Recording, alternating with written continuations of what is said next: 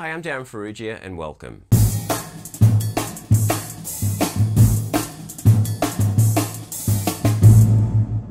So when I started taking lessons many years ago, I was 15 at the time, and I began studying with Frank Corniola. And on my very first lesson, I had to develop a program that involved playing the three basic rudiments every day. That was part of my technique development: single stroke roll, double stroke roll, and the single paradiddle with accents. Now, I've done videos on the single stroke roll. As you know, this is an ongoing series, and I've also done a video on the double stroke roll. So this is my chance to demonstrate what I do with the paradiddle, how I teach it, and how I practice it. So traditionally, the paradiddle has an accent on every downbeat.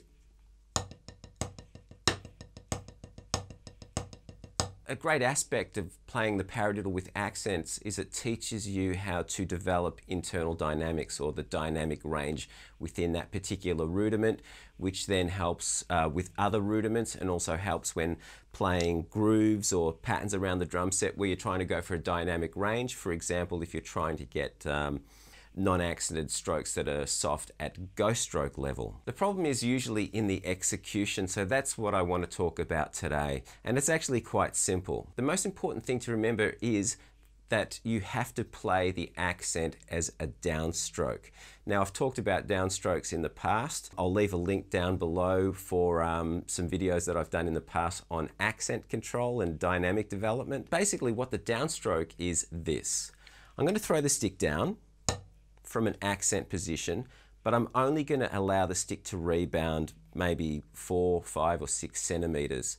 The rebound height is actually controlled by the timing of you catching the stick as part of your downstroke. So when I play the downstroke, I catch the stick and pull the stick up against the palm with the fingers, those two fingers, in the back of my hand.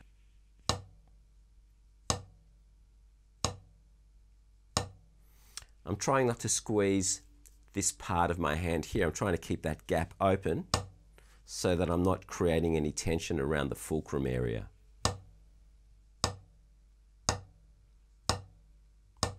If you match grip, you do the same thing with your left hand. I'm a traditional grip drummer most of the time, so I restrict that rebound by using my thumb.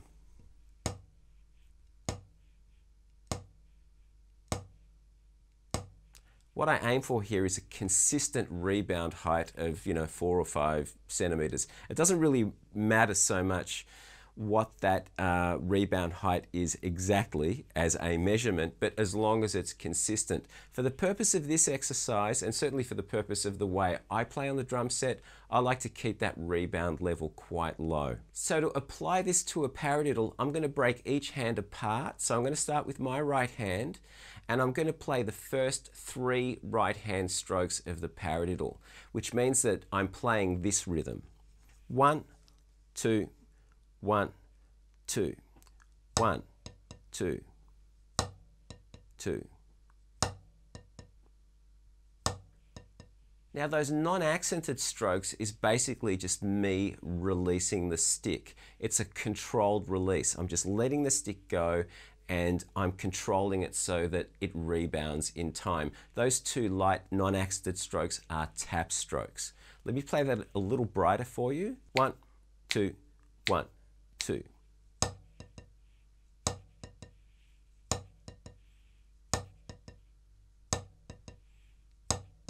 I'm going to do the same thing with my left hand. 1, 2, 1, 2.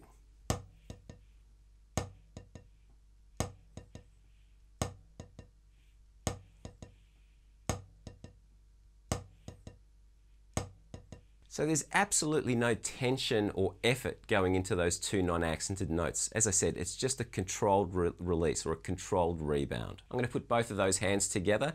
So the right hand's going to play on beat 1, the left hand's going to play on beat 2. 1, 2, 1, 2.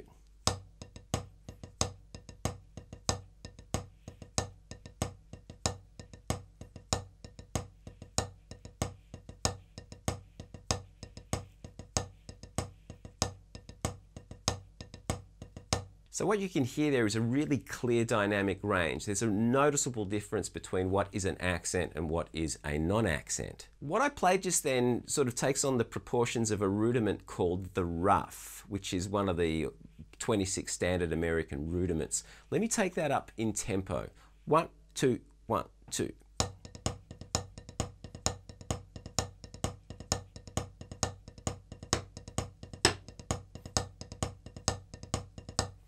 So that's really the basis of the paradiddle. All we need to do now is add a stroke in that 16th note gap, and that stroke is actually an upstroke. So let me start that off slowly.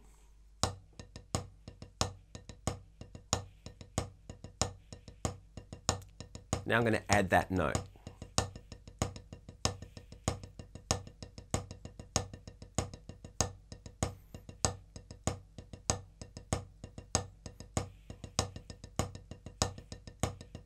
Now, if you practice this correctly, you can actually get some speed from it without actually compromising the dynamic range. So here's that rough type rudiment, and I'm going to take this up in tempo.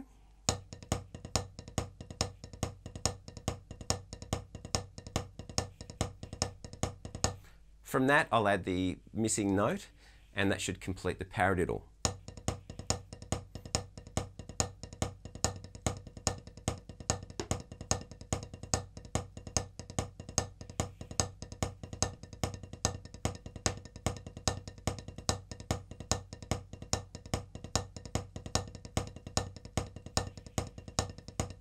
So regardless of the tempo, you will be able to maintain a wide dynamic range.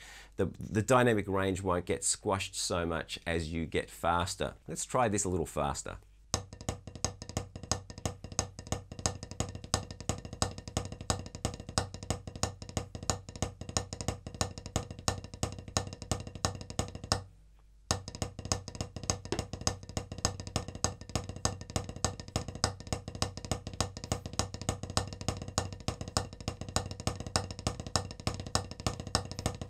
I also recommend that you practice this really slowly to control all of those strokes.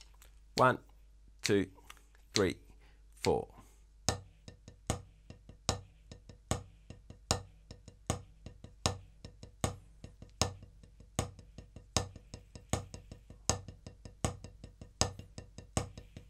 So remember, dynamic range is the key. This is going to have really great applications on the drum set, whether you're playing grooves with ghost notes or whether you're playing patterns around the drum set.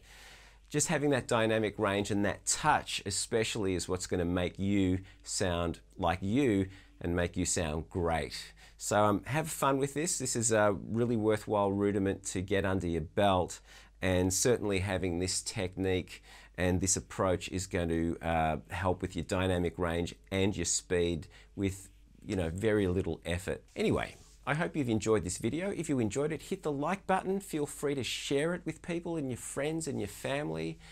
And if you haven't done so already, please subscribe and hit that notification bell so that you know when I've uploaded a video, which is actually every week. So until next week, folks, happy practicing, and see you soon. Bye.